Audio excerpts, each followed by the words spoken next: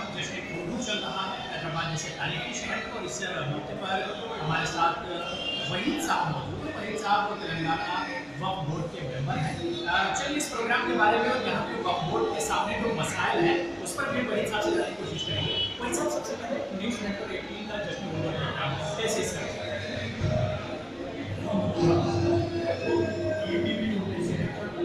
आज न्यूज़ 18 उर्दू पर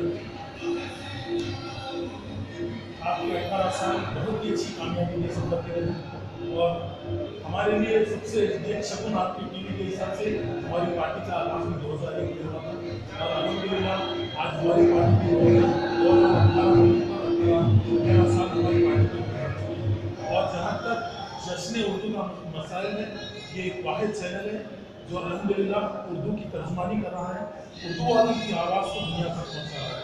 और ये प्रोग्राम से उर्दू वालों में एक हिम्मत हौसला बुलंद होगी, और इससे दूसरे चैनल को भी कुछ सीखने का मौका मिलेगा। और जहाँ तक तमाम शोबेदार के लोगों की जो हिम्मत अफजाई कर रहा है उर्दू यानी न्यूज़ 18 उर्दू बहुत अच्छा दिखा मुझे, क्योंकि हर शोबे के तहत एक शख्सियत को यहाँ पर जश्न उर्दू का अवार्ड आपने दिया है, वो बहुत ही काबिल सरप्राइज है।